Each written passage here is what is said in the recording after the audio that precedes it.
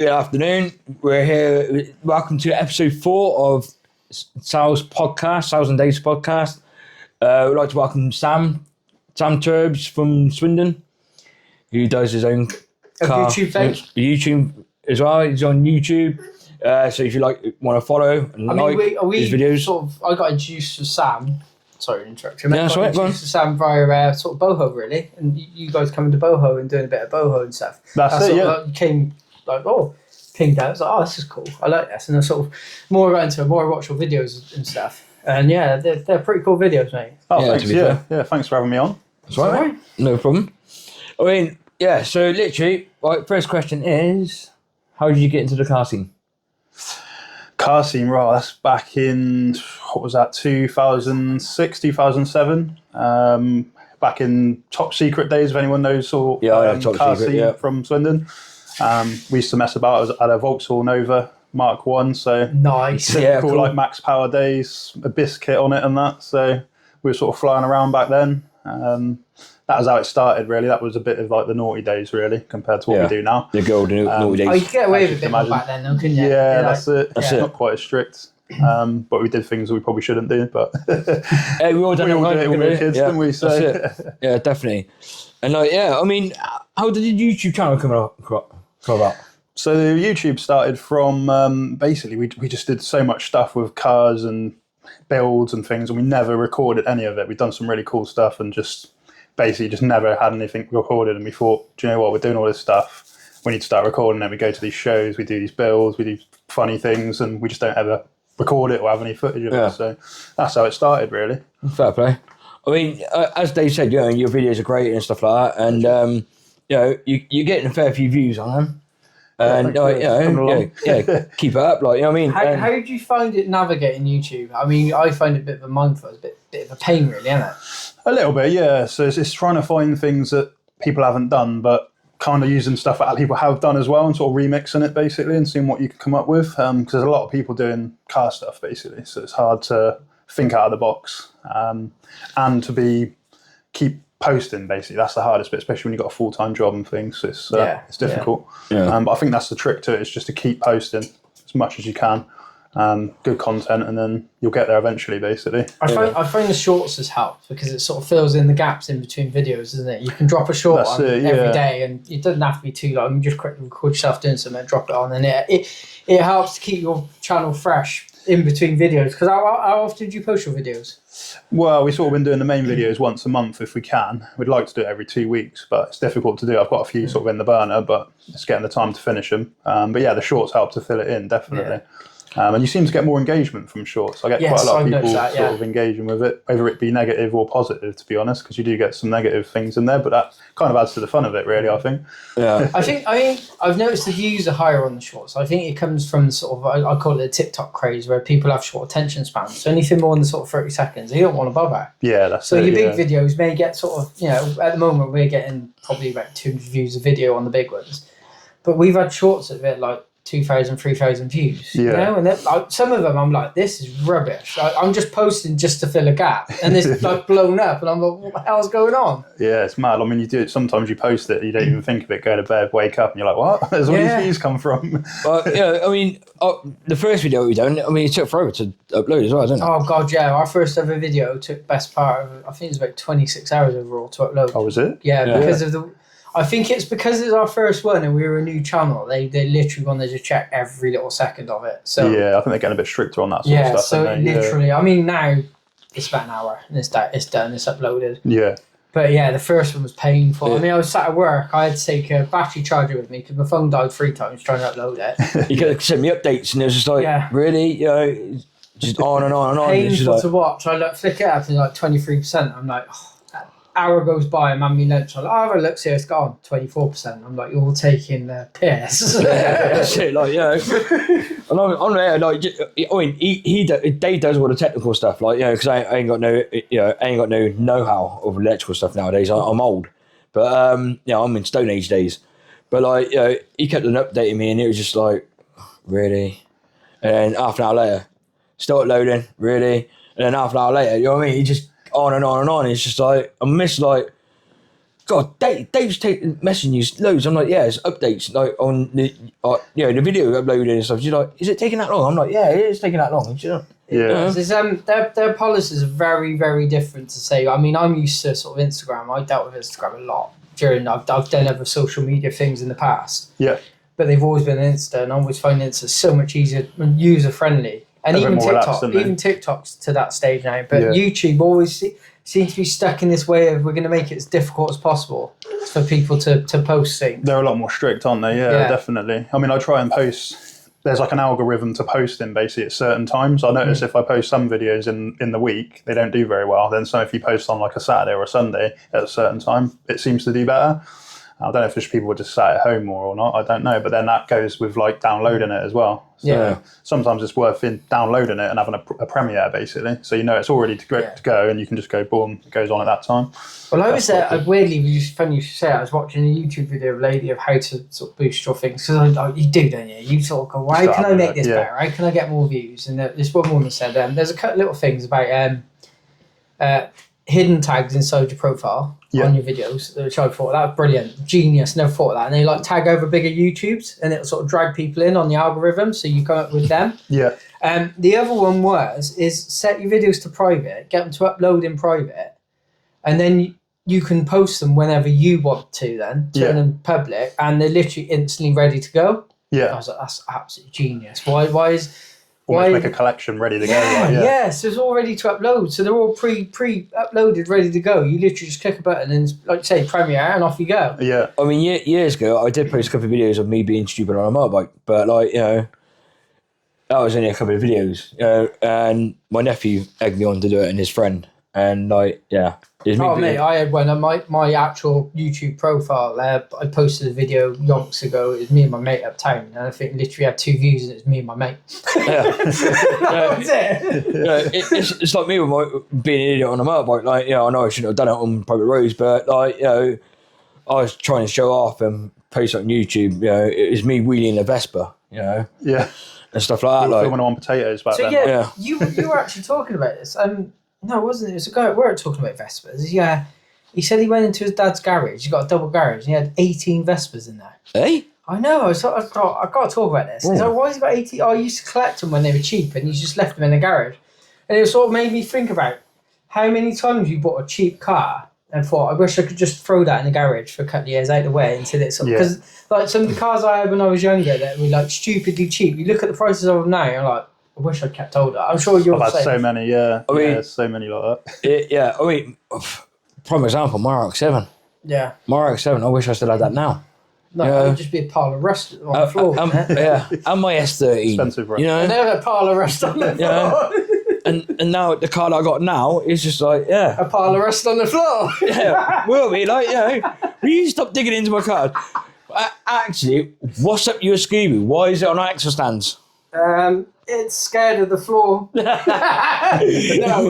Long story short, I can't really show you because the camera's the other way, but my roll cage is currently sat on my pool table. Don't judge me. Yes, I have a pool table. I'm not a posho. I have a pool table. And it's sat on there waiting to get powder coated. I think we talked about it last week. We talked about it last week. But it was the sort of thing of all the seats are pulled out, and there's a load of bolts, obviously, because of being the roll cage, the plates are on the floor and underneath, and it's like, do I lower it back down and then have to jack it back up when the cage comes back? And I'm like, no, I'll just leave it on the stands, edit it to nobody. And then, I mean, right, Dave had freshly powder coated dumb wheels, right? I think about a month. Hang on. Within a month, actually go and get one. He curbed the wheel. Within a month. I've lost me mic. Curbed it within a month. I will go and get one. I feel the pain for that because I did the exact same thing. Yeah, actually, I mean, only a little bit. Yeah. Is it a bad one? It's a bad one. Yeah, it is bad. It's a bad one. So, he's stating my car, but, So, I don't know if anybody can see that, but that's the extent of the damage. And that was a guy coming the other way down the road. Didn't either do that or hit him. So I did that. It's always when they're fresh, though. But, honestly, it's like, what, less than a month? Yeah. Less than a month. I mean, I curbed the wheel on the RX-8, but that didn't bother me because I've knackered anyway. But but that still hurt me. But that has got to be painful. We were talking about this previously on the live as well. It's probably one of the worst things you can ever think of is a wheel curbing. Yeah. that grinding sound as you do it. Yeah, that's it. I mean, And you don't want to look. No. I got his car light, and I'm like, I need to look, but I really don't want to because I know this is going to be bad. well, I need to ask Sam a question that we asked Bam last week. What was your first car? Vauxhall Nova Mark 1. Did you crash it? Yes. Hey, everyone! We should put a tally out. Yeah. How many people they crashed their first car? Yeah. The funny thing was, I crashed into the back of my mate, who also had a Nova as well. Oh no! So you almost made 2 Novas into one. Yeah. Well, I had a fiberglass from like an Abyss kit. I don't know if you've ever seen it on there. It was quite a common kit. Yeah. And I went into, we were like outside the, the Lava Lounge in town. So we were literally outside that. He braked, and I went straight into the back of him. But we had the fiberglass on there. I didn't know they didn't have a crash bar behind it. Right. So the bumper just went straight into the car. Steam out everywhere. People running out the club shouting. I'm like trying to put my head down, get out of there. Yeah, that's it. I mean, as I said, we've asked the majority of the people that we've had on it about their first car and whether they crashed it. I mean, my first car was a Toyota Corolla 1.3. And like, packy car, yeah. Well, I was working I'll crash that as well. I was working at Ford. I was an apprentice back then, so obviously the no-brainer was to have a Fiesta because everyone had a Fiesta because you could get the. Well, you say cheap, you could borrow some parts and never return them. You were to Ford, long-term loan. You know what I mean? And like we used to have stuff like I had a lovely set. It was the gear multi-spoke wheels off a Ford Focus. Lovely set of wheels. Yeah, I remember them. And it was back when you used to have what's called PDI, pre-delivery inspection, and like the car would come in, like, that wheel scratched, I'm gonna have to change it. That was their attitude. Yeah. Didn't repaint, they didn't do dent repair back then. That's got to change. So I had tons of sets of wheels, like, and I had lovely sets, brand new sets of wheels, like on the old shitty old Mark 1s and Mark 2s and stuff. Thing is, though, right? When I was younger, I don't know whether it's the same with you guys, but whenever I bought a car, my dad used to always say, you need decent wheels. So I used to go out and buy wheels, especially, he'd pick them. He would come with me and pick them and say, See, put them wheels on your car. Why have you bought that piece of shit? My dad would do that with my cars, but admittedly, he used to buy me first cars. I mean, I look back now and I agree with my old man. A lot of them were. Yeah, I agree with him. Big time. Like my first car, literally the seals just fell out of it. Yeah, I mean, as I said, my first car was a Toyota Corolla, and I went up to like Cabriolet SRI and everything like that, and it was my dad that purchased them for me, all right? And because I was a sporty child, I was the youngest, I was a sport. So whatever car I wanted, or whatever motorbike car I wanted, my man would go and buy it, like, And then he had my dad was telling my story to my cousin last night, right? He literally had a Shogun, like back in the day. And I saw the RX-7 on the forecourt at Whitminster. And I was like, Dad, I want that car. I need that car. And Dad was like, take my Shogun, see what we do. They done a straight swap. So I was like, sweet, And then 3 months later, I blew it up. And Dad didn't realise it was a rotary, and he's like, what? If it was a rotary, I wouldn't let you at it, like, But that was an RX-7 back in the day, RX-7. Turbo one? Yeah, EFC Turbo, Turbo 2. And like, and he slacked that off. And it's like, wow, you bought me it. You know what I mean? It's like, it's a bit of a no-win situation now. I think my worst one is, I don't know if you boys are sort of parried this, Cam auctions back in the day. Yeah, I know Cam auctions. Yeah, Cam auctions, yeah. You used to be able to buy cars cheap as chips. Like, I remember my mum coming home and hitting the roof because at our house, I just bought 4 Fiestas and I literally had them bumper to bumper through the entire driveway. Just breaking them for bits because it was like you could buy a Fiesta XR2 for like 25 quid and you could sell a body kit for a while back then. Do you know what I mean? So it was worth doing. But yeah, she hit the roof, and some of the stuff I used to come home with, she just like, why have we bought that? My mum used to hit the roof all the time, like, with all the cars and motorbikes and everything. I mean, my dad had an engine. When we used to live in Swindon, my dad had an engine in the kitchen. Literally cleaning it apart, cleaning the engine in the sink. You know what I mean? So imagine what my mum was like, oil everywhere and everything like that. And then I had an uncle. Right? He was my dad's best friend. He used to be a mechanic with my dad, right? We used to call him Uncle Dirty Man. He's covered head to toe in oil. Right, his son's own SNR. All right. Yeah, no. And literally head to toe. And they used to come in with oil all over his shoes, all over the carpets and everything. And my mum used to go spare, absolutely spare. But that was my dad's thing back in the day. Him and his friends used to go in the garage and I think from what he said, he had an old Volvo. He took an engine apart, a tap in, and put it back together 4 times in one day. You know what I mean? You Because think he'd learned a lesson first time around? yeah, you know what I mean. But like that's what my dad. That's how I got into What's this cars. brain thing for? Yeah, that's how I got into cars. My dad was head mechanic for Volkswagen and Audi in Swindon. Like, you know what I mean? So as soon as I walked, as soon as I can walk, I had a span out my hand. You know, but like he's the one that egged me onto the car scene. Well, coming off back up, what got you initially into cars then, Sam? What was your going back to your like dads and that, my dad wasn't really into cars. He doesn't get cars, they're just driven basically. Right. So my third car I had was a Starlet GT EP82. Okay. So a pretty cool car. Yeah. At the time I didn't have much money, so I said to my dad, can you lend me the money for the car? And then when he found out that he was lending me $3,000 to buy a J-Reg car, he was like, you're telling me you're paying $3,000 for a J-Reg car? What is this piece of rubbish? Yeah, they don't get it, do they? No, They I'm like, don't this is understand. cheap for this car. Like, Well, I mean, my dad's the same, but now where cars have gone more up in value, he doesn't see that. He's like, oh no, back in years ago you could bought the same car for less money. And it's like, well, Dad, prices have gone up now. we all wish we kept them, innit? Yeah, exactly. You know, and my dad's had every car apart from Rolls Royce, and he wants a Rolls Royce. But my mum turned around and said to me, "If you ever buy a Rolls Royce, you're living in it." You know, but like, The thing is, Rolls Royces are cheap to buy. They are cheap cars to buy. You can find some bargains. yeah, that's it. Yeah. Until you've got to service and maintain them. Yeah. And that's where you get hurt. I mean, if I had the money, I'd buy my dad one because I feel guilty for writing off his pride and joy. You know, his Mercedes back in the day, and I wrote that off good and proper. I went into the back of an army lorry carrying a tank. Yeah, that. Yeah, I had a Cavalier at the time, but he borrowed it. He lent it to my cousin, and then I was like, Dad, I'm going away for the weekend. He's like, I'll just take the Mercedes. It's fine. It's a 300 SE, white with silver trim at the bottom, right? It was my sister's wedding car, my cousin's wedding car, and everything. It's part of the family. Yeah, literally, it was just pride and joy, right? And I took it up to Luton to go and see friends, and then on the way back, I smashed it up in Oxford. Literally went and used his lorry at about 60, 70 mile an hour. All right, I'm lucky I was in that Merc. If I was in my Cavalier, I wouldn't be. I'd be squashed. But I was in that You Merc. wouldn't have sales then, would you? No, exactly. And then I hit it that hard. It snapped the engine mounts, pushed the engine back into the gearbox, shattered the gearbox, and bent the rear axle. That's how hard I hit it. But they were big like tanks back in the day. Well, yeah. Yeah. So I'm lucky to be here. So I mean, that was the worst accident I've ever been in. Right? And it was scary. But I mean, what's the worst crash you've ever been in?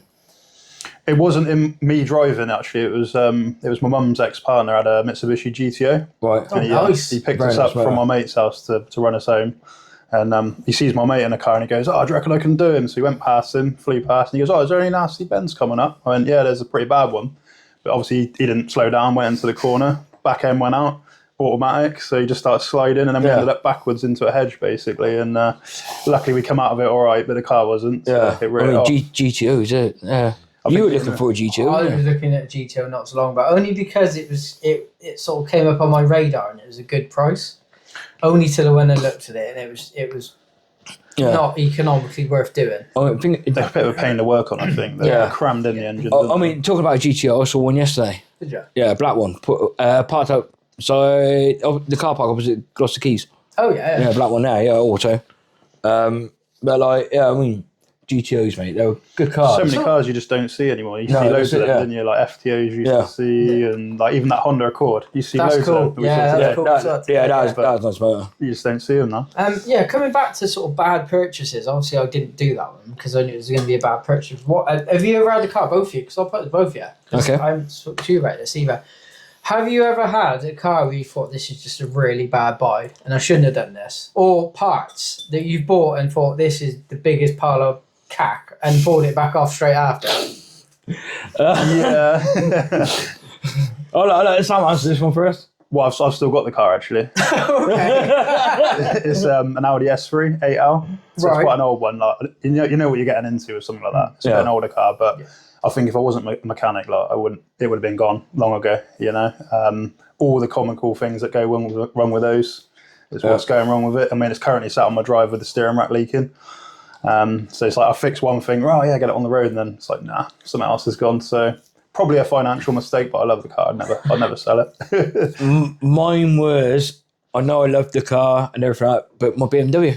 Oh yeah, I agree with you that one. My BMW. Wholeheartedly.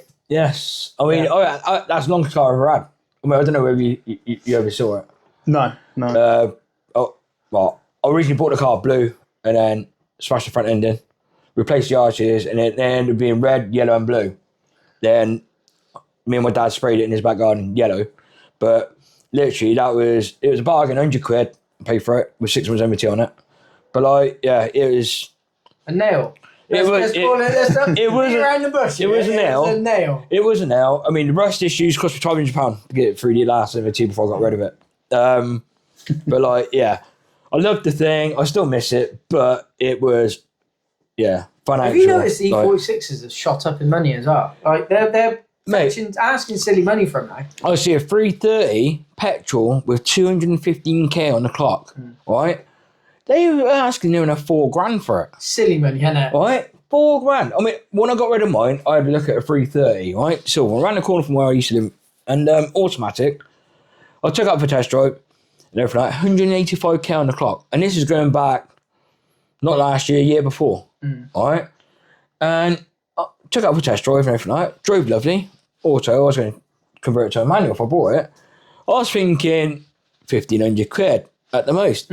I was like, so how much do you want for it? Because he's down pricing it. He's like, $3,500. Shut up, for an auto. $3,500, right? Admittedly, it was mint. Absolutely mint. No rust on it whatsoever. Lovely condition. So great it was. And I was like, nah, I'm not paying $3,500 for a car that's done 180k miles on it and auto. You know what I mean? There's not a hope in hell. I mean, as I say, drove lovely a lot, but no. You know, as I said, I was expecting £1,500. But do you think it's where we get used to cars being like the prices they are, and then when they go up, we're like, you feel reluctant to pay the price. Honestly, Do you know what I mean? That's like, how I feel. Like. If I had to rebuy my Scooby again, there's no way I'd pay the money that they're asking for them now. Yeah, like insane amounts of money. Like I looked at mine, and like there aren't many of them. I think 2 came up on eBay and stuff. Yeah, they're asking like 25, 30 grand. There's another one in Gloucester as well, which I was showing you a picture of. And it's like there's no way. It's an old Subaru. It's a 20-year-old car. There's no way it's worth 25 grand. Like. I said, I mean, it's like my RX-8. You know, I picked it up as a steal. I'm never going to get another one for that price. No. I mean, the bodywork's a bit tight, but you know that can be sorted out. But like £800 with 12 months MOT. Where am I going to find an RX-8? Yeah, I mean, it's a bit like when I bought the S3, I paid £1,200 for it. So that's a bargain. That's a bargain. Steal, though, you know what I mean? Probably costs more to put it right than it would be to buy a cheap one, for me. Yeah, but the thing is, though, the value of it is going to go up. Yeah. You know, because every year, as Dave said, the value of cars go up. You know. Yeah. I mean, it's like, all right, look at the prices of RX-7s now and S13s.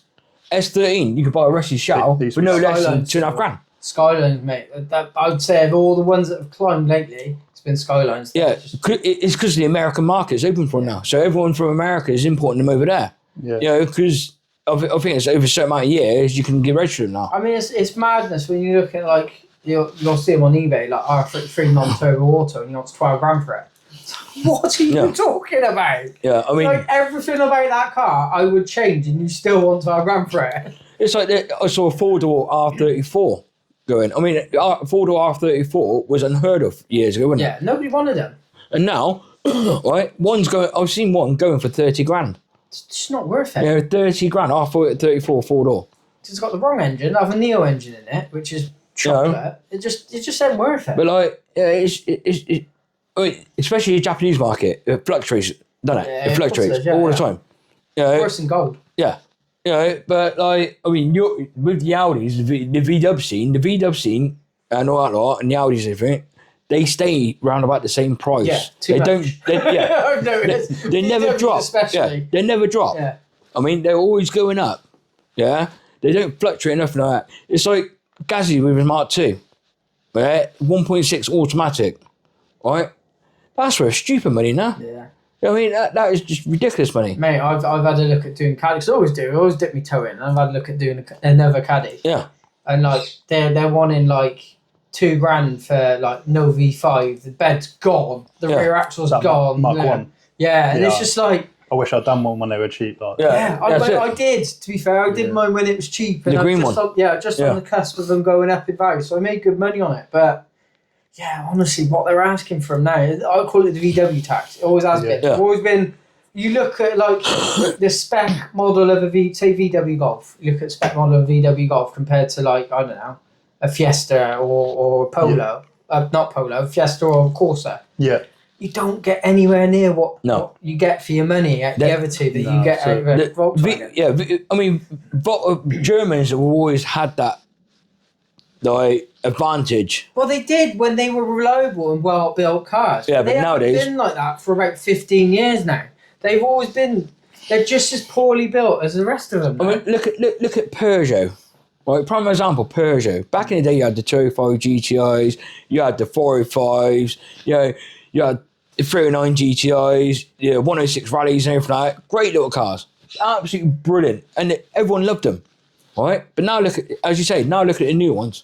The magic's gone, isn't it? Yeah, it's gone. Yeah. Like Vauxhall. Back in the day, you had the GTEs, you had the Calibras, you had the Cavalier SRIs, right? But now, that's gone. It's because of finance. So basically what's happened is Peugeot have looked at it and gone, they're not going to sell a GTI for 30 grand. They're not, Corsas, they're not going to sell a VXR for 28, 50 grand. 30 grand, they're going to go out and buy a Beamer or an Audi on finance instead. Yeah. They are, all day long. They're not going to buy your Corsa VXR or your Fiesta STs for that money. They're going to go and buy something. Back in the day, you bought that because that was all you could afford. You couldn't afford a high-end BMW because it wouldn't give you finance on it. No. But you could afford the finance on, say, a Fiesta or something, or you could afford it, buy it outright. Yeah, that's it. I think like the 106 and Saxos used to do free insurance or something. Exactly.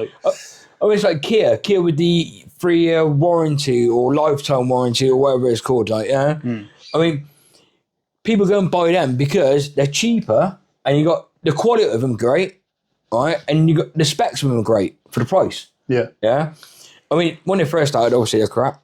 I had a Kia like little Pride thing years ago, and that was shocking. Like, you know what I mean? But now they're great cars, Hyundais, right? Yeah. I think the older vehicles had the bad name, didn't they? But now they're actually they're great. Yeah. I mean, years ago I had a Hyundai Getz, right, little 1.3, great little car. That was reliable. Didn't spend hardly any money on it. Well, Hyundai have gone the other way around. If you notice what they're doing lately, like they started out with the bargain basements that Peugeot were knocking out now, Citroën knocking out now, and now you look at some of like some of the Hyundais they got, like that M1.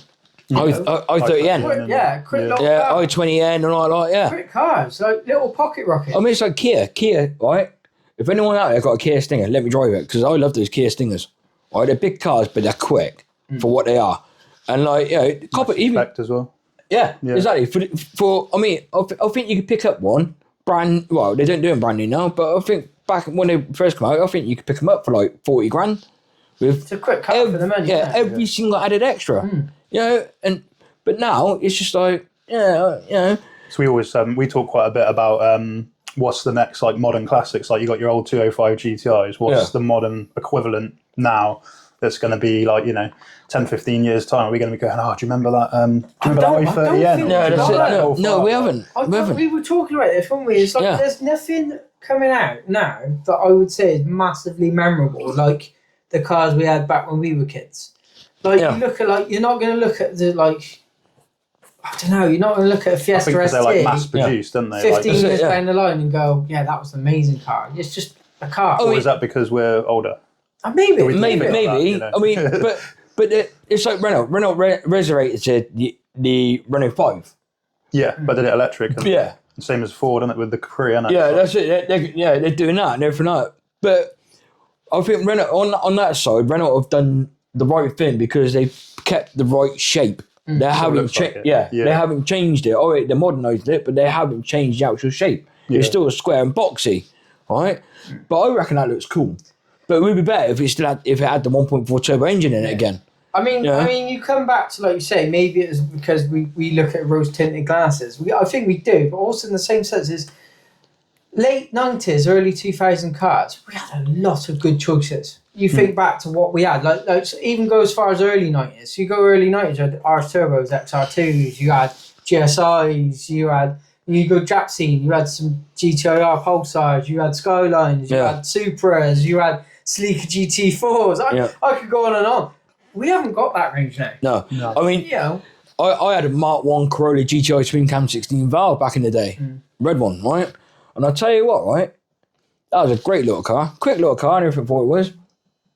but that's my memory of Toyota back in the day. You know what I mean? The old MR2 turbos and the GT4. Another one, yeah. You know, right. But you don't see them. No. There's no modern equivalent of it, is there? There's no modern equivalent of like. I mean, Mazda on about bringing it, re-releasing the RX-7 and stuff like that. We're not going to talk about this, are we? We are going to. They're bringing the Rotary, all right? They're re-releasing the Rotary next year. They're not. But in hybrid form, okay? Yes, they are. It's a bit like the Supra, though, isn't it? Yeah. Mate, yeah. This new Supra is a BMW. Yeah. You know, it is a BMW Z4. I mean, Toyota do seem to be doing well in regards to I think they've got a handle on it with their GR range. Yeah. I think that will work well. That works well for them. They're making some quick little cars. They are. I mean, Yaris But GR. are they going to be classics? Maybe They're the not as much Yaris. produced. Maybe the Yaris. Maybe the Yaris. Yeah. Don't think the Corolla will. The GR Supra. I think like the whole Supra re-releases just fell flat because, like you say, you could buy a BMW Z4 for like 10 grand less. Yeah. So you're going to, went there. I mean, You know. if you, have you guys seen inside the new Supra? No. Right, it is 100% a BMW Z4. Everything inside it is a BMW. Just the badges have been swapped. And the body, right? Literally, the gear shifter is Z4. The clocks is Z4. Everything is But Z4. that's what I'm saying. Over here, like you'd have more prestige in the European market. You can have more prestige being a BMW than you are being a Toyota. Yeah. You know, you look at Toyota cars. If I'm going to put a BMW and a Toyota together, BMW got far more prestige in Europe than Toyota have. Yeah. Yeah. Well, don't get me wrong. They got the Lexus range, which is fine, but they don't do a Lexus. No. I suppose the equivalent would be if they release it as a Sora. Yeah. Maybe. Maybe. Yeah. But they don't. They did do the Lexus IS, the big boy V8 thing with the 4 exhausts. I've forgotten what it's called now. But like, you know, that was a great car. You know, but as you say, I mean, well, here's a question: would you prefer, well, if you had the money and this amount of money, would you go Jap or German? I don't think it matters anymore. Like you say, mate, it's the same car. Yeah, but I'm on about like luxury wise and money wise. Would you go for an M5 instead of like, I don't know? I don't think the Jap cars are out there to compete with the German stuff, if I'm honest. Like, you look at like RS3s, you look at BMW M3s, M4s, M5s. There's not a Jap equivalent now. No, You know. not. That's true. So I Not don't like think back it's in a the fair day, no. compromise. Yeah. You know, back in That's the mid 2000s, yes. You know, if you stacked up, say, an M5 against an R34, it's a good bit of competition. That I wouldn't want to call that one. No, because that's who'd it. win it. Yeah. You know. Yeah. Do you feel like the modern cars haven't got the soul of older cars either? Oh yeah, they've got no soul at all. They're just boxes. People aren't named they? their cars back in the day. No one really names modern cars. No. Do they? I mean, it's like all the drive aids now. All the sensors in new cars, right? You got to plug it in. All this stuff. Back in the day when I first started driving, you could just, I don't know, take out a 10mm spanner and fix your car. Tinker at home, like, yeah, yeah. tinker at home. Now you got to take it to a garage, or you know, or get a mobile mechanic out and stuff. I mean, it's like now, right? Larry is saying to me about changing, taking the service light of a new Golf. Right? You need 3 different computers, including your mobile phone, to turn off a service light. It's all Yeah, gateway so now, what you yeah. need is you need the software for the service light, then you need access to the VW service centre, Yeah. and then what you have to do is you have to be registered with VW as well to get a code Yeah. to unlock the service module for that Yeah. car. It's getting expensive now. We do it at work. Like, it's a lot of money. Yeah, that's it. You know what I mean? But They're back all in the doing day, it. back in the day, you never had none of that. No. You know what I mean? It's because nobody's using main dealers because they quickly cottoned on that main dealers are absolutely nailing people. Yeah. So they stopped going. So what's the best way we can make you go to main dealer? Well, let's make it so you can literally only service your car with us. Yeah. And you can't do it with anybody else. That's I it. think part of it might as well be the theft as well. There's a lot of theft now, isn't there, with modern vehicles? With Yeah, I mean, you fingerprint don't even sensors. need a key fob, do you? You just have a computer. It's Scan it in your yeah. house or anything, don't That's they? it, Or you yeah. go through the OBD Yeah, ports now. and don't it, they? all the push button starts and everything like, you know. Yeah. Yeah, but that's because there's too much control through the OBD port. You wouldn't have it back in the day with Mark 1 Focus, would you? No, You couldn't start a car through the No. OBD on the Mark No, 1 that's Focus. it, no. it's almost can like on the reverting modern back stuff. to the old days, isn't it? Yeah, Like you yeah. see people now with the sort of steering locks and that back on their like Yeah. modern cars. Yeah. Like, and that. I mean, You think it's it's all like, going full circle. there's an old bloke I work with, right, Mike. He's like 60 odd, and he's bought a Range Rover Evoque. Range Rover, not Evoque, I was going to say, Velar. it's Velour. Yeah. Right. His insurance is you were saying, because highly nickable car, his insurance is like near enough $1,000. Yeah, it's mad. And he's 60 odd, like nearly mad. 70. It put you off buying one. Yeah. You can see why Jag Land Rover are going down the toilet now, can't you? Jag have back lost to the the minute, plot. haven't they? Land Rover just anybody can start them with a carrot. Yeah, that's what I mean. Well, going back to insurance, right? The insurance value of cars nowadays. Oh, the valuations are nowhere near what they should be for the value of the car. I mean, it's diabolical. I mean, and paying for car insurance nowadays is ridiculous. Car insurance doesn't seem to understand what we call a modern classic. So I No. bought something sort of 15 to 20 years old, where it's like they look at it as they're going to write it off because the bits are too much because I can't get hold of them. But then you've got to look at it as like the valuation of that car in another 5 years' time is probably me double what it is now. Yeah, So do you put it back on the road, you know? that's it. They still only want to pay you 500 quid for it, though. Yeah. That's the thing, Yeah, isn't it? Like, yeah. you know? I mean, I going back to the high end guess, I was lucky, right? Because I paid £400 for it. Right, someone drove into it with a 3.5 ton box van, dented the wing. That's what he done. The insurance assessors come out and wrote it off, but they give me the car back plus £1,000. So I didn't lose no money on it. Don't want that. Yeah, you know. So literally, I went out and bought a new wing for like 30 quid. Just like rubbishly sprayed it up and then put it on. Doesn't sound like you at all. Well, you know. Coming back to bad boys as well. I'm going to come back over to bad boys. I'm going to come to car parts now. Now, I'll tell you a story about mine, and you both can tell you a story about yours. I'm sure you got stories. Back in the day, when I was paid a little less well, as you do, still into the Volkswagen scene, because I was back then, because I was a bit younger, I did like me VW. I still do like me VW, don't get me wrong. I bought a set of John coilover lowering springs. So basically, they weren't even proper coilovers. They were springs, and you had like the coil, the threaded bit of the coil. And they were crap, honestly. They were the worst things ever. And I've had similar sort of conversation with guys that I'm not knocking them because if people build to a budget, I get it. Yeah. Max speeding rods, coilovers. Yeah. So many horror stories about that. And it's like, why not just wait a few months, save a bit more money up and buy yourself something decent? I'm sure you guys have. You got any stories about bad, cheap car part You bikes? first, mate? Yeah, probably for the sort of like cheap coilovers, doesn't it? Because it does draw you in, doesn't it? For sort of like 200 quid. But it depends on the build, doesn't it? You Yeah, know? of course it If does. you're just doing a mess about build, then it's not too bad. But yeah, when you've driven a car on those and then you've driven them on a nice set, it's like night and day. Yeah. It's almost like... I mean, it's fine if you're running. I mean, I'm guessing you run max speed and rods by looking at your face. If you're doing a drift build that's going to spend most of its life sat on a nice flat track, absolutely fine. You know, if you go into work every day, do not buy max speed and rods. You'll have back will problems regret in it. 6 months. You will Like. regret it. I'm gonna hold myself now, like, you know. So, come on in, Sal. Talk to me. Well, go back to the BMW. Right. Right. I thought buy cheap coilovers As you do. from Euro Car Parts. Oh, mate, the story ain't getting any better. Right. So I bought them. They give me the wrong set first, but they give me one Of course set it did, 'cause it's your car parts. for a Saxo. Right. They give me coilovers for a Saxo, right? So I changed them, put them on. I thought they looked cool, like blue and all this. So I thought great, you know. Yeah, I put them on. And I was using it as a daily as well with a welded diff and everything, right? Going back and forth from work. And I lost teeth, right? and aches and pains coming out of that car because that car was low as well, so it didn't get no give, right?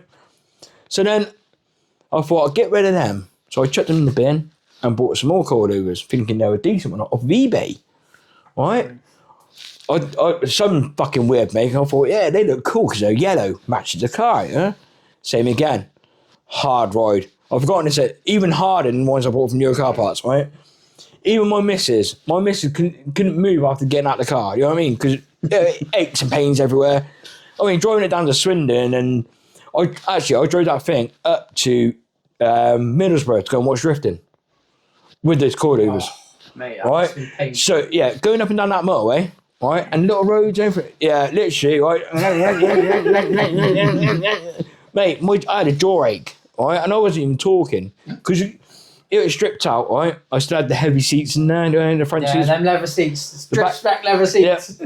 Back seats were all dripped. So it was noisy as well. So you can hear everything as well as bounced up and down, driving all that way and back down. Never again cheap coilovers. Never Did I again. ever tell you the story about I almost put a clutch through Euro's front window? I haven't used them for about 10 years. I refuse to use them because the same problem you. Yep. And you never get the parts right. So what it was is in between my Scooby Drift car, which was broken because it's a Subaru and they do. That's the one thing they're really good at is braking. Jap.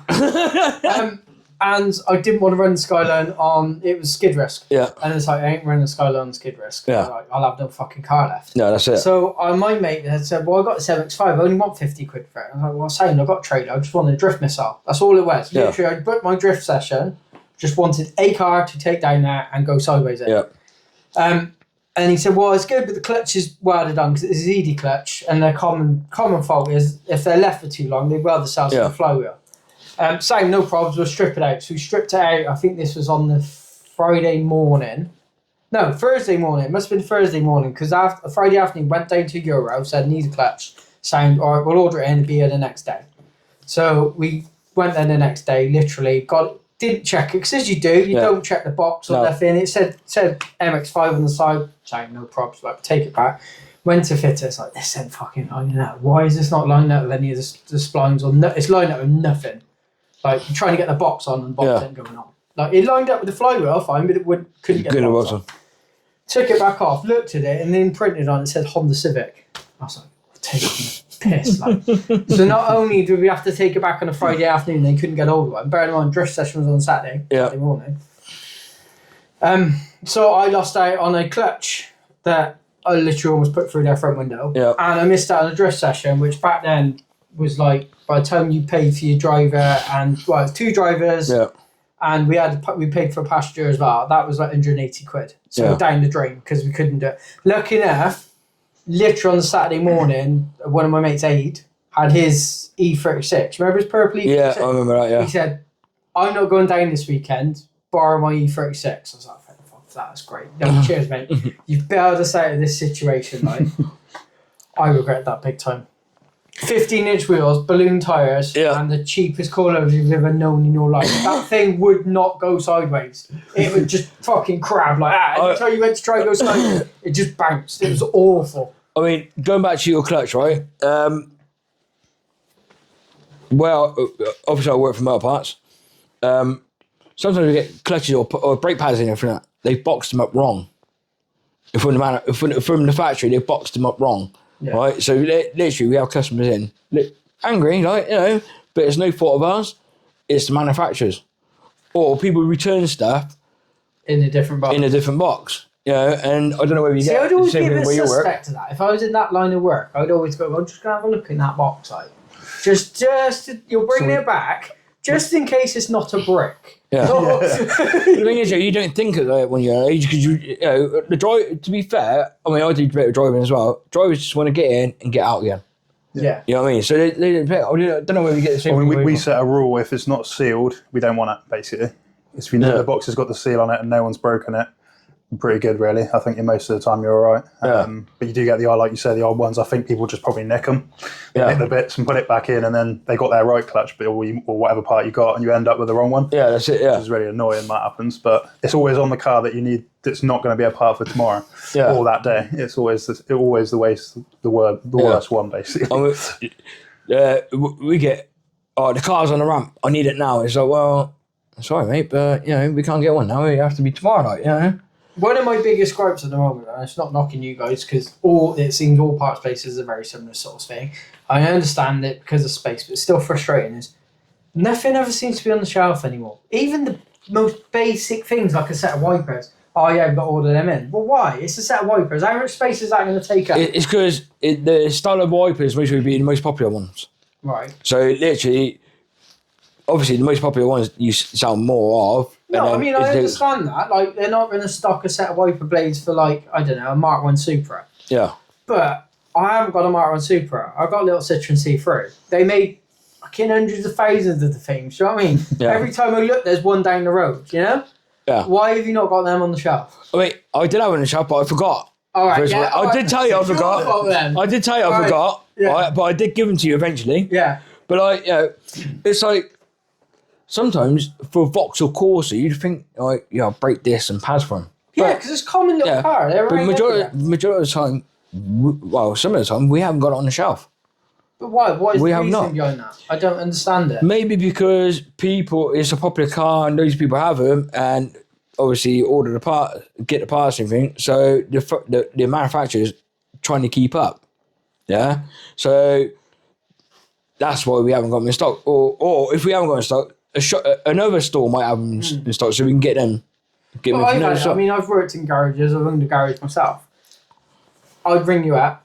Hello, Sal. Have you got a set brake pads for a Corsa? No. Okay, bye. And I'll ring the next place. And you've just lost a sale then. Yeah, Because you haven't got exactly. any stock. Exactly. I mean, it's like we've got new products coming out. I don't know who does your garage deal with? Products? Euros primarily, but we use Motorcare, everyone pretty much. Yeah. We've sort of started going towards more dealer. Because there is a branch of motor parts. I'm not promoting motor parts, by the way.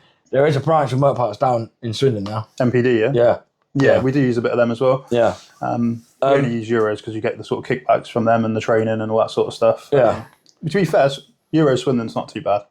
Oh, mate, do you find the reps that Euro send in, they're purposely aimed at mechanic books, aren't they? You know the type that comes in, the dolly birds that are trying to sell, make you sell your life away to show you just for Euro. I mean, there is a good thing going on at the moment, right? Anyone can do it, right? I forgot I'll find out what turbo company it is, but they're doing a free course on teaching you how to, suss out a faulty turbo and stuff I'll like pause that. you there. You guys, is that just for you guys? No, it's for anyone. I was going to say, because it's a bit behind, because I know from sort of 10, 15 years ago, GSF used to do courses. Because I remember doing courses on CVT gearboxes, and I just changed clutch plates out on them. And GSF would actually send you on a day course. Or if you ever go upstairs, they've literally got a classroom upstairs, and they used to do regular things like that. It's but you can do this at home on the computer. So you didn't go away. Do all that as well. Yeah. You don't have to go away. They actually do it there. See, I liked it because I like picking the guy's brains. Do you know what I mean? The teacher in front of you teaching is like, well, why is that like that? Why is that like? Because I'm always one taking things apart, working out myself how it goes. Yeah. May not necessarily go back together the right way. No, that's it. I'll take it Get back extra bolts left over, It's the best way to learn, though, anyway, isn't it? Yeah. And then when I've done a couple of CVT gearboxes or whatever, like the Audis used to be common for it back, the TTs used to be. I'd be asking questions like, "Oh, why is it only got 3 plates? Why has it not got a plate for every gear?" Yeah. I understand why, because I won't go into too technical, but it sort of loads up the last gear, the gear you're in, and the gear before. That's why it's got 3 plates. Right. But it's like, well, why not have 5 plates? And I like to pick people's brains with it. I'd like to sort of know. Oh, I don't know whether you've been away doing courses. Not really, no. So I don't really get my hands dirty now if I can help it. Yeah. What do you do then, Sam? What's... So I run a service centre. Right, basically. okay. Yeah, so I've got a team of 6 mechanics now. Cool. And an MOT tester there. I'm an MOT tester myself as well. But handy to know. So I do that sometimes. But yeah, generally I've got my toolbox in my bedroom at the minute. So you're well over there. Yeah, that's it. Fair play, mate. I mean... but yeah, it's a good Do you enjoy that step up? Because obviously you started out as a mechanic, I'm assuming. Yeah. So I did run some other garages before, and then I went over to the current place I'm at, which is Cartwright, and then went back as a mechanic. It's more of a smaller garage. Just wanted to get back on the tools, and then worked my way back up to a management position, basically running the shop now. Been there quite a while, so we sell cars there as well. But yeah, I really enjoy it. It's get to drive loads of different cars, and like we run some awards and stuff that we've done. We've won some awards and things. So. Oh, wicked! Is Cartwright where a car shop used to be? Pebbly Beach, Suzuki. It used to be. Okay. Yeah, back in the day. Yeah, I know the place. Yeah. So we're quite a small company, but yeah, we've done some really big wins and things. So we got best service and repair outlet in 2023, which is against like some big brands basically. Yeah, fair play, mate. You know what I mean? It's quite nice. On that aspect, right? It's the reputation there. The reputation keeps you in the job. Yeah. You know, right? So I mean, you get some shoddy garages out there. You know, shoddy like car sales people. Yeah. But like, you getting that award and for that is like it's top notch. We run things completely differently, so we're like really like orientated to the customer, making sure with the top quality cars go out of there. So we work really hard for that. And it's customer service as well, isn't it? Yeah. You know, if they got if they got a problem, you get take it, you get them in straight away and try and sort it out. That's it. Yeah, it's the after sales side of things. Like a lot of places would be like, nah, you know, the battery's gone on the car. Well, that's your problem. Yeah, that's it. I mean, I've had that in the past, like, you know, where I bought a car from like a dealer and stuff like that, and you know they're not interested. I mean, I'm not saying the garage, but yeah, the garage where me and my missus bought a car from, their customer aftercare is crap. Absolutely shocking. So we're looking for like customers for life. So we're having them for like buying the car, fixing the car, and everything like that. You know, and you guys are a rarity. That's it, yeah. This is all. I mean, till now, government brought legislation in to stop car sales being bad because it's been so poor, and so it's lost a lot of face, car sales, over the years. Yeah. Just dodgy dealings and you're always tarred with the bad brush, aren't you? Like sales, repairs, like, you know, you're in repairs, you're the bearer of bad news. Yeah. And in car sales, you're either overselling a car or you don't look after them at the end of it. So it's difficult. I mean, we took my missus a car back for some warranty work. They couldn't find it was a noise. They couldn't find the noise, but they replaced the front brake pads, right? Without even telling us. I dropped the car off. My missus went to pick it up, and they gave her a bill of £200. She had to pay it. They didn't even tell us. But why would they change the pads unless they thought that was a noise? Surely that would be under warranty. Exactly. But like £200. Yeah, for a set of brake pads. For a set of brake pads. You've got to be transparent with being a mechanic. Yeah. You've got to be literally, everything's got to be said to the customer. And do you know what the noise was? Do you know the plastic trim on top of the roof? One of them, the clips broke. And it was just rattling. They couldn't find it. Do you know my worst experience is obviously being a mechanic. I'm way off the tools now. I've been off the tools for a long time. Yeah. Loving life. Love doing what I'm doing. It's great. But anyway, is when the cars used to come off the back of a recovery truck. Because you know on the back foot, that customer's already pissed off. It's already angry. And you've now got to deal with that problem. You got to try and calm them down and tell them this is probably potentially going to cost them a lot of money to get you back on the road. Yeah. That is nothing nice about it. I imagine it's in the same realms as like funeral directors having to talk to that person when they don't really want to talk about it. Yeah. And you know, the last thing you want to do is talk to someone and try and explain to someone who's probably just spent 3-4 hours on the side of the road waiting for whatever recovery service to pick them up. Yeah. You know, probably cost them money to get them, probably cost them time, and now you've got to talk to them and say, yeah, your clutch is gone, that's going to cost you £1,000 left. That's it. I mean, I worked in the garage for a bit, like a friend's garage. And, you know, we had a guy who covered it in a Volkswagen Transporter. Also a Transporter. Cut out, everything like that. And we had to tell him the news that he needed a new engine. Right? He was like, no. And then paid money to get it taken to another garage. He had the same result, you know? So, like, he's paid twice to have the car looked at, paid to get it transported from one garage to another. And like for the same result. I've only ever had one customer where I literally physically stopped them from taking their car because it was that dangerous. They would just point blank, no, there's nothing wrong with my car, I'm going to take it. It's like, no, your car is going to kill someone. Yeah. You're not allowed to have it. And in the end, we actually had to call the police out because they were adamant they were going to take the car. And we're like, if you take this car, it is not safe to be on the road. Yeah, that's it. It was a ball joint. Literally, the ball joint had come out and it was literally hanging off their arm. And he's like, no, it'll be fine. We've been driving that like for ages. Yeah. But it doesn't make it right. Yeah, that's it. Yeah, but like, I mean, going back to your work, like, you know what I mean, I'm glad there's a garage out there that don't like try and con people out of money and stuff like that, and give them false hope and stuff like that. Like, you know, saying it to the point and looking after them and the customer service and everything, like, you know, that you do is great because then you get the customers back. It's even down to like honesty with like selling Land Rovers, for instance. They don't beat around the bush. They say if you're buying a Land Rover, you're going to have issues, basically. Like, buy a warranty, get it with it. Like, most places would be like, yeah, great, have a Land Rover. But if you're transparent with it, and then people go, oh, my Land Rover broke down, so, well, you know, we warned you of what these are like. This is what they're like, you know? And, like, people know what they're like. If you know what I mean. My boss always has Range Rovers. He's currently got a Defender, which he knows can be problematic. But he's like, I know what I'm getting myself into. So you're telling the truth from the first get-go, like, you know what I mean? But then, as you say, other garages, they're like, yeah, take it. Like, you know, and then it's like, gone. And they're like, woo, it's gone. You pay a stupid amount of money for a car. And then, I mean, it's like a friend of ours, isn't it? Pete. Yeah, with his M4, unfortunately. Like, you know, he took it back to where he brought it from. And, you know, But there's a bit Yeah. more context to that. So Yeah. he's bought it. I think I don't know where he bought it from. Some after say Yeah. the team. Well, not mentioning. I Brilliant. don't know. To be fair, I can't mention. I don't Yeah. know. He then took it back to the roof was leaking. They then looked at it, said, "Oh yeah, we repaired it." He took it back, started leaking again. Same problem. Took it back again.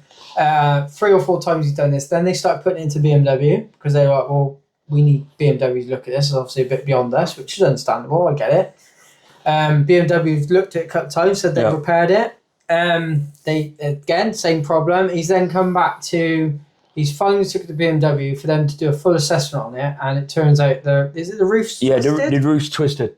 Yeah. So either the body's twisted or the roof's twisted. It's a cabriolet. It's a soft top. So either the body's twisted or the roof's twisted. Well, by the kind of BMW, I said to him, it's a common fault. So they're aware. That annoys me when they say that. So It's another fault. Yeah. But we're not helping you, right? Yeah. He said he's found a new roof. What Peter's? Yeah, for Yeah, free. it doesn't necessarily mean it's For gonna- $3,000. Correct. Right? Yeah, exactly. But like, it's like they took it to a body shop, and even the body shop was gone, no, it's unrepairable. You know, and when you spend that much money on a car, I've had dealings with it's- soft tops before, mate. They're not easy. it's the hard top as well. Like, they're not. They're easy. not. But like, I literally feel sorry for him. Yeah. You know what I mean? Because he works hard, and everything like It's that. the car he wanted. Yeah, and exactly. now it's really sort of put him off. Like Yeah. he's Yeah. put him off BMWs completely, hasn't he? To be See, fair. that's the thing, right? You get one back. You go and buy it. Say like you go and buy a car that you've always wanted, and it fucks up, right? That is going to dishearten you, innit? It's going to put you off. Yeah. Oh, we've all had cars that we got that Yeah. piece of shit. That was so unreliable, that thing. Yeah. I ain't going to buy another one then. All right, granted, some of them were just commonly unreliable Yeah. piece of shit. But some of them, you might just naturally pick back. Like, Got a Friday car. yeah, like Right. I years ago, I decided they first came out, and I'm like, do you know what? I like them for Astra VXRs. Like Yeah. the first came out, I was like, I want one of them. I was like, I'm fed up of driving around in barrels. I want something reliable. Reliable. Yeah. Literally, for the 4 years I had it, it spent 18 months at Vauxhall because Mad, it kept randomly cutting out. Now, I knew what it was because I spoke to guys that have dealt with LETs and LEHs, and they said, ECU's fried, mate. It's a common fault. Vauxhall won't, they know what's wrong with it. They won't put their hand up to it. They'll keep swapping bits out and hoping it works. And that's what they were doing. Yeah. And I think the final straw was they had it for 8 months in one stint. And then when I got it back, they hadn't even washed it or nothing. It was covered in bird shit, covered in dust, and it was red as well. So it was. See, that's another thing, right? You expect to take your car to a dealer, right, and valet your car. Oh, it depends how long it's in there for. If it's in there for like a visual inspection, I don't get that. Yeah. It was in there for 8 months. Yeah. But even if just a courtesy, even if they throw a mop over it. yeah, clean it. even if they do an oil change, right, clean it. God, it wouldn't be cost effective for an oil change though, because you think their margins on an oil change are so finite anyway, and then you're putting the cost of a valet on top of that, which is going to take them half hour's time, which is probably going to cost them another. But even a quick, as you say, a quick mop over. I've seen some of their washers though. You wouldn't want their washers. No, coming. That is true. That is true. They come up scratched as anything. Like. Yeah, but like it's common courtesy, though, isn't it? But anyway, it's what we do, coming we back to it put me off having a Vauxhall. It's actually put me off having a new car in general because I think, well, if that's that bad, what are the new ones like? See, and it's all because it could just be I just had a bad car, like you say, a Friday car. Yeah. see, I'm totally opposite. If I have a bad car, I'm gonna buy another one. Dude, Yeah, I'm gonna buy another one. lesson, I don't learn my lesson. No, I just gonna buy another one. Like, you know what I mean? It's like one bad one. You buy another one, same issue again. Then I'll go and buy another one. Like, you know what I mean? Just to try and test it out. But it's like you, right? You had one Vauxhall VXR, right? And that's put you off for the rest of your life, yeah? Yeah. My mate, he went out and bought a BMW X1, right? And because I turned around and said to him, BMW is a great car. So my E46, admittedly, bag shit, but reliable, right?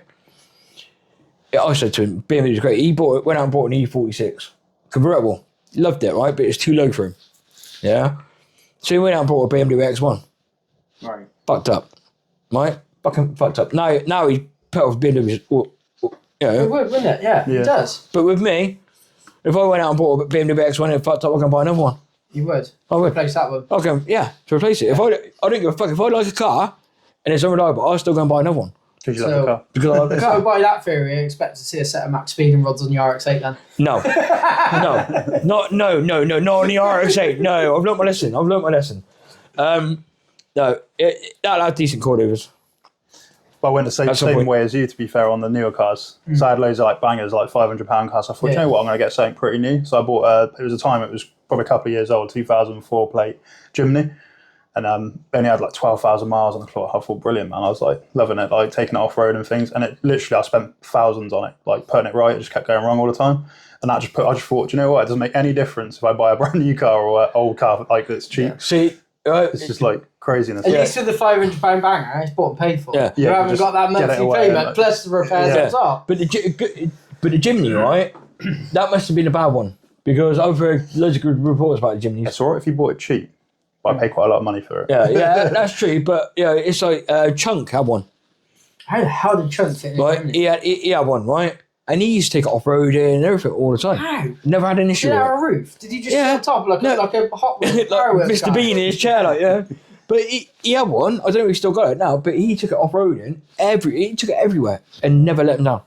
Never ever let him down. Mechanically, like the engine wise, it was good, but it was like wheel bearings, diff seals, clutch. It was like never It's ending. not what you want for an off-roader. No, that's it. No, and it didn't take that much punishment off road, really. Yeah. It's like, I mean, it's like another mate, a friend, another guy that I know. He had a Jeep Cherokee, yep. right?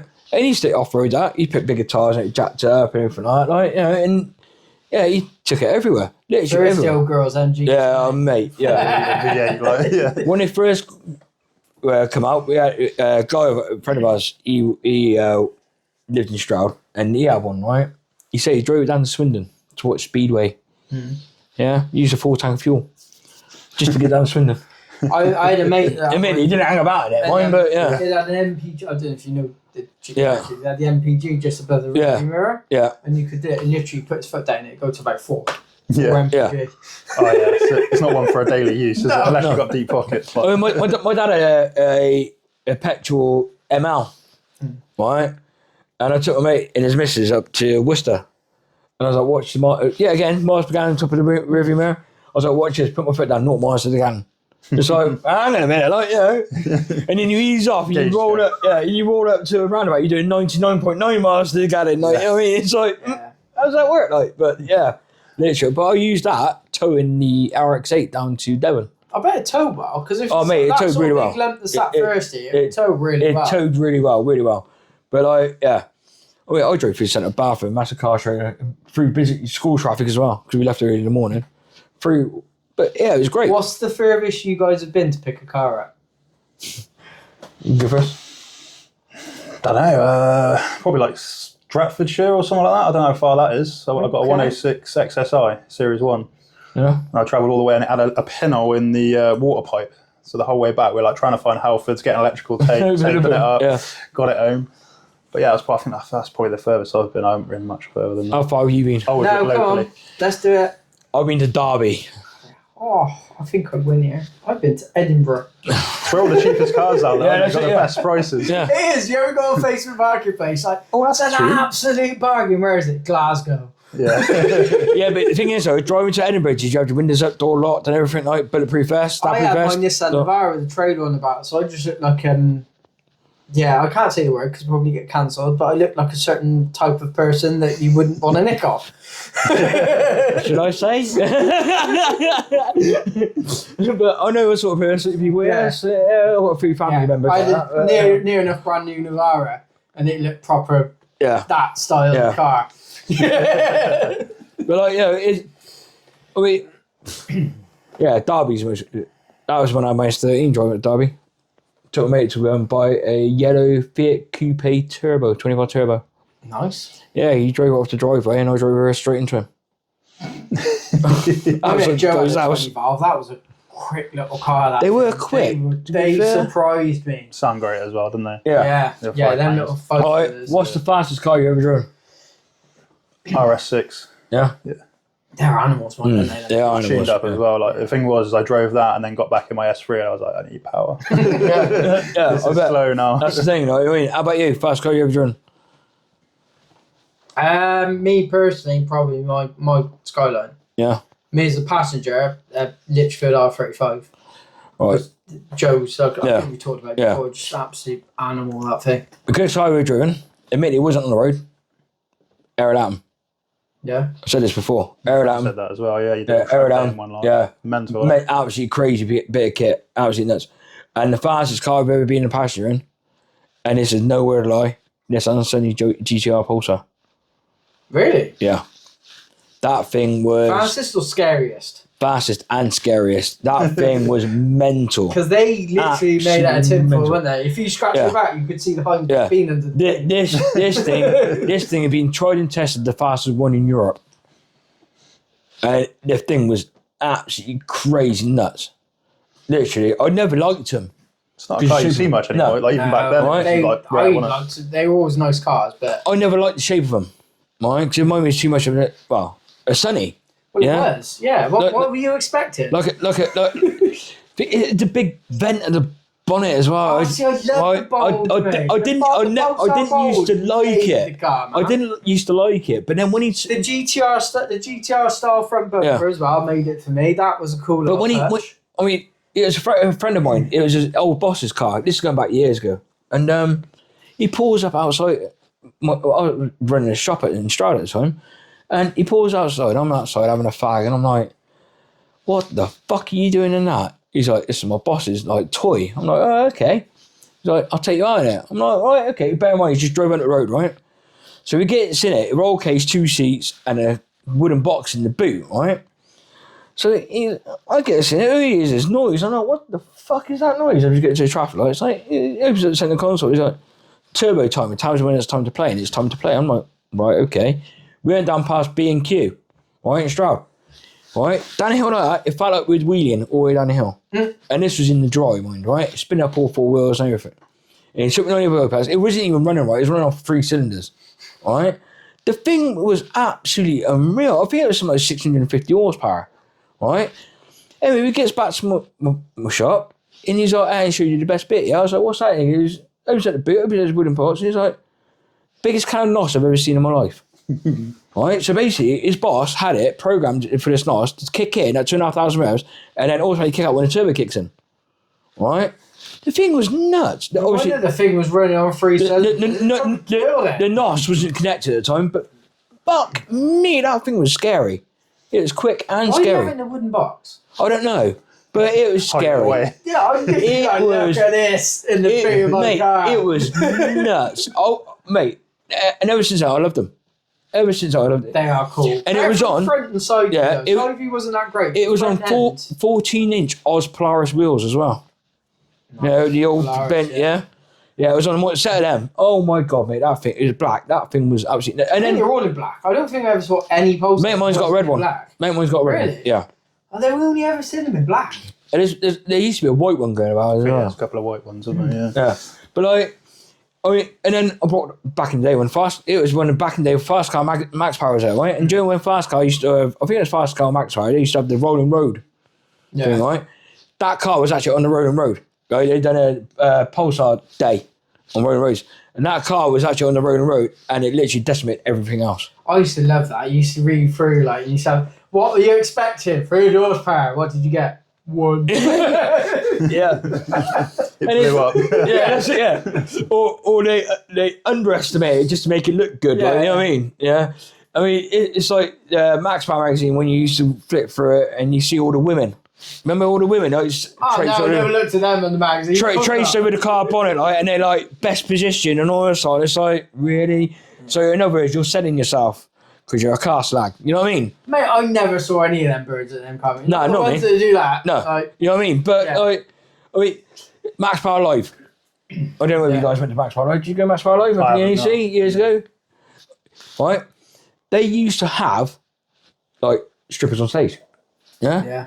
But you got young kids there. What you know was what I the mean? other one? Was it Fuel as well? Did you ever go to one of them? No. They would literally had like strippers on the big stage stripping. The It best was mad times back then. Like, Absolutely mad times. best car show I've ever been to. I'll ask you guys this question, right? But it was before I smashed my dad's Mercedes up, right? Right on the other side of London, I forgot where it was, and literally they had like a Max Power show thing. Oh, it wasn't Max Power, but in the town centre. Literally in the town centre. Fucking brilliant. Music going on. Obviously, there's strippers there as well, like dragging people up on stage and stuff like that. But it was absolutely amazing. It was just literally in the town centre. A bit like Gloucester when they do it. But this was like all modified, all sorts of cars, modified, American and everything like that. And it was just absolutely amazing. You know what I mean? It was great. So go and buy that. Best car shows you've ever been to over the years. I'll be honest, I've been to a few, but any of the ones that they tend to do at the NEC, just because of the sheer size of them, they're just massive shows when they do the NEC stuff. Yeah. Like say you had Max Power last, you used to Sport, you used to do NEC. Yeah. Big shows, man. I mean, we went to Gravity this year. Gravity was great up there. I mean, yeah, so what's the best show you were? We went Petrolheadonism Underground last year. At Wembley. That was a really good one, actually. That's probably one of the best. See, that's one thing I wouldn't mind doing. Yeah. Something like that, yeah. Really cool, that is, yeah. Did you pay the congestion charge? No, I took my missus' car, so it hasn't got, it's ULEZ compliant. Excellent. So that was all right. C3's ULEZ free as well. RX-8 as well. Yeah. How is the RX? Mate, I followed you home and watched the clouds of smoke every time you change gear. How is yours ULEZ compliant? It is in Bristol anyway. Is it? Yeah. How? It's weird how they work it all out. Yeah. It's weird. Honestly, I was It's watching weird. you go back, and every time you change gear, you got a puff of Yeah. smoke every time you change gear. It's like the BMW was ULEZ free everywhere. Right, and then the missus had a Galaxy at the time, and that was you had to pay everywhere. I know with vans, always just get nailed with vans. Yeah. No van is ULEZ free. You ought to pay something. That's it, yeah. I mean, it's like the new charge around the airport, Heathrow Airport, and they put the Ace Cafe in that zone as well. So literally, if you go to the Ace Cafe, you got to pay. They knew what they were doing there. You know what I mean? I would love to go to the Ace Cafe, but now they're charging. You literally drive there. We went there a little while back. It's not the same as it used to be fair. I've never been up there. I wanted to go up there, but now they've done this thing. It's just like, really? It's still cool though, isn't it? It's still something to do, isn't it? Yeah, it's more say static thing and, you've been up there, like, you know. It's like Cafe Machine. You said earlier that you went on when we seen you earlier. You went there. I've never been. I would love to go to Ace Cafe. Not Ace Cafe, Coffee Machine. Yeah. You know what I mean? So we did them all in one day. All three That's of them. nuts. Is it? Yeah. That's a lot of driving. Yeah, that is a lot of joy. We went a weird way as well because we went with a group of other people. So we sort of worked a route out from Swindon to go round, but because we went with some other people, it was like we went on a different route. So we left at 7:30 in the morning, didn't get back till about 8 o'clock at night. So it was a long day. Jeez, that It is was some cool. mileage. We made a little video of it. And I bet, mate. I mean, Good laugh. with sales, we started doing drive outs. I mean, We got our heads together and just sort of thought, well, what do we want to do? And we were like, well, we want to do HW. That was a no-brainer. We spoke to Ty about it, sorted that out. We wanted to do the Farmer's Dog, yeah, just because, it's Clarkson's pub. You it's know what I mean? Clarkson. Yeah. You have to. Yeah. You've got to, aren't you? If it weren't for Clarkson, I doubt if half of us would even be here. We're not into cars at all, really. Yeah, Definitely. That's it. and then we were on about doing Clarkson's farm Yeah. as well at some point. But like, you know, I mean, Happy to put some more on the list. yeah, I mean, we could put some more on the list, and you're welcome to come along as well. Like, bring a few people. Yeah, on. yeah, we'll do some videos on that. That'd be cool. Well, Yeah, next weekend we're actually at HW, which is down the road for you guys, really, isn't it? yeah. We're at the Hot Wheels shop. Yeah, Yes. yeah. We're doing a drive out there next week, next Saturday. Yeah, literally, it's up the road for me. Yeah, so literally, That's all right, but yeah. I'm up for that. I think we're meeting up at 11 o'clock, aren't we? Yeah, something like that. Yeah. At Brockworth Tesco's. Yeah, so it'll probably be a bit late. Yeah, About yeah. an hour, Saturday, is an it, hour. or Sunday? Saturday. Saturday, yeah. Yeah. Yeah, sweet, yeah. So literally, we're meeting up then. So if anyone wants to join us, you're more than welcome. Yes. No matter what you drive, even if you turn up on a motorbike, you're more than welcome. So literally, we're going there, and then obviously the date ain't been confirmed. Has it been confirmed for the Farmer's Dog? Yes, I think it has. It's 6th. Yeah, we tried booking the restaurant. That's a no. That's a big no-no. We've got no chance. I've known people said they've been trying to book it for 3 months now. Yeah. Can't get through. Crazy. It's basically what you got to do is you got to ring up on the first of the month as early as you can, and apparently it's like ringing doctors. You get in as quick as you can and hope for the best. I think the locals are saying it's like really busy there, isn't it? Like, Yeah, it's so we're just crazy. going to go there and have a drink. Yeah. Couple of drinks and then come back. I mean, our first one was alright. We went to, is it the Colburn Inn or something? Just outside Cheltenham. It was great. And then we went to Toby Carvery. So, you know. Yeah. And then, I don't know whether we do this Toby Carvery again. I don't know. I mean, Ty will want food from somewhere. No Well, doubt. yeah, Ty, yeah. By the way, people, Ty's behind the camera. Yes. Thank you, mate. Yeah, Appreciate cheers, that. mate. But yeah, if you ever see Ty, he's always got food in his mouth or in his hands or whatever. Thanks Like, for it. yeah, always. we went to Sam's meet earlier today, and literally Got in the car and went straight to the food. You know what I mean? I'll be honest with you, I'm the same as well. I had a mega breakfast this morning. Yeah, so- the old BFG over there, look, you know. And by the way, guys, you can fit in the back of the RX-8. We have evidence. Yeah, I got photo evidence. But like, yeah, so literally we're branching out to that through the winter. Something to do for the winter. yeah. I mean, we will go to other car meets if they fall on when we're free. You know, like we said before. Yeah. I mean, to be fair, your one this morning was a last minute thing for me. Yeah. 'Cause I had to ask the missus to get you all clear with the missus and everything. But like, yeah, I mean, I come down to yours before with Tyler when I had my other car, and the environment's great and everything. So if anyone wants to follow Sam and come to his meets, like you won't be Cool. disappointed. On that note, we actually better call it time. I think this is going to be officially the longest one we've done Until tomorrow night. by quite a lot. Yeah, admittedly, we've got Andy and Chris on tomorrow night. If you're watching this, it won't be straight away tomorrow night because No. you might watch this video and then watch the next one, and it'll be straight there. That's it. But anyway, I want to say thank you to Sam for Yeah, coming on. thank you mate. very much, Appreciate Yeah, that. thanks for having me. Yeah. It's all right. It's a pleasure. Thanks to you guys for watching again Yeah. and putting up with us and our waffle. We say it again, mate, if you can like and subscribe, it helps. Yeah, it'd it be helps brilliant. us know what we're doing, where we're going wrong. Yeah. Feel free to drop a comment as well. I noticed nobody's really commented much, so I And mean, comment- we'll take positive and negative. I don't care, mate. That's it. And It all helps. and comment what you want us to talk about or what to mention and stuff like that. We could always do that as well. Yeah. So literally, so we'll see you in the next one. Yeah, see you in the next one. Bye, Thank you. guys. Goodbye. Thank you. Bye.